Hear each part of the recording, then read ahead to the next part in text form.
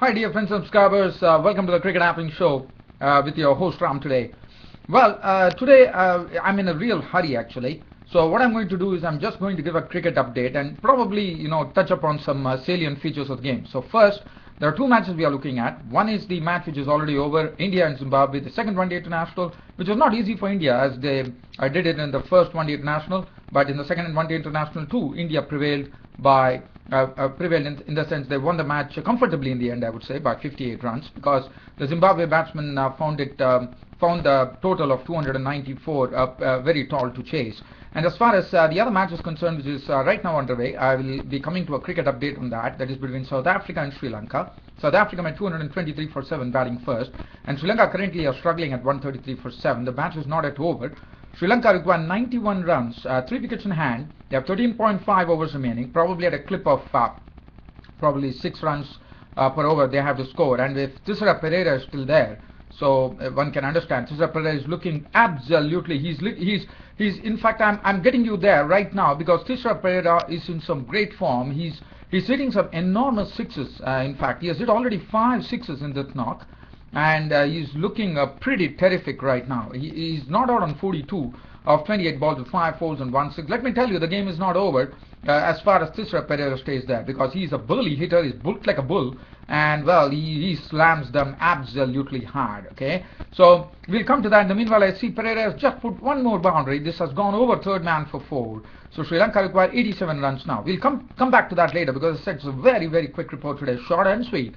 Well, India were the ones who batted first here at the Harare Sports Club in the second one-day international, and India made 294 for 8 of the 50 overs. The salient feature being Shikhar Dhawan getting on to his 5th one-day international century of his career by making 116 of 127 balls with 11 fours and 2 sixes.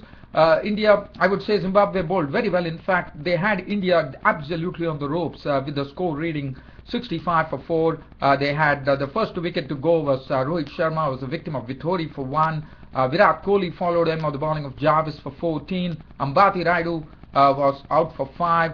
And then Suresh Raina was also dismissed cheaply for 4. And that made India in a real absolute tangle at 65 for 4. But then at the 159 run stand between Shikhar Dhawan, who made 116, playing some glorious strokes. In fact, he normally is very strong on the offside, but today a lot of he also got a lot of balls which were hitting areas on the leg side, and really capitalized on that by putting them on through the onside. So Dhawan scores contribution was 116 of 127 balls, 11 fours and 2 sixes. Dinesh Karthik came to the party to really stem the rot for India by contributing a very well-made 69 of 74 balls with 6 fours. Towards the end, Vinay Kumar in the last over, which was bowled by a spinner unfortunately, which was Williams, and Williams was caned for 23 runs, with Vinay Kumar going big on 2 counts in that over to hit Sean Williams for 6s with the left-arm spinner. And Mohammad Shami also capitalized, hitting 1-6. In fact, he was not out on 6 with that solitary hit over wide mid-on. So wide long on probably. So 294 for 8 for the 50 overs. India finished off. I'm not going to go in the bowling figures. Absolutely no time here. As far as Zimbabwe were concerned, they replied with 236 for 9, which was not enough. In fact, they got a good start. They had an aggressive Vusi Sibanda cracking 65 balls with 7 fours and 2 sixes. Sikandar Raza looked impressive, but today he faltered 20 of 35 balls with 3 fours. And Hamilton Masakaj also looked good with 34 of 47 balls with 1 6. But the problem for Zimbabwe was that the captain Brendan Taylor, Sean Williams and Malcolm Waller in the middle order totally collapsed, with contributing only 0, 5 and 2 respectively. So that really put the pressure on Zimbabwe. And then it was left to Chigumbura, Elton Chigumbura, who contributed very good 46 of 58 balls, 4 fours and 1 6. Prosper Utsaya getting an unbeaten 62 balls with 5 fours. That was not really enough. There was a good partnership. In fact, they took on the score from 133 for 6 at one stage from the 31st over to the 48th over to 221. But the problem was that they couldn't really force the pace. They really didn't get the Indian bowlers off the track, because Indian bowling was absolutely on the mark. They were really pitching up. Jaidev Unadkat was pretty impressive with taking 4 wickets for 41 runs with 10 overs and 3 maidens. And the other wickets were shared by Amit Mishra of 246, 1 wicket apiece to Mohammad Shami, and I think it was Jadeja As I said, Shikhar Dhawan was named man of the match. As I don't have much time, I'm really skimming through this particular report, unfortunately.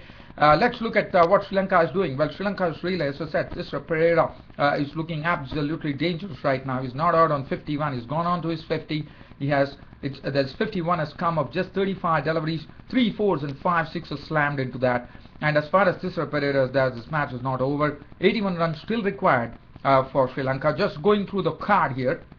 As far as South Africa and Sri Lanka is concerned, this is the third one-day international, Palakele, and South Africa made 223 for 7 batting first. Not an easy pitch to bat on. The highest scorer was David Miller, who slammed 85 unbeaten runs of 72 balls, 4 fours and 5 sixes.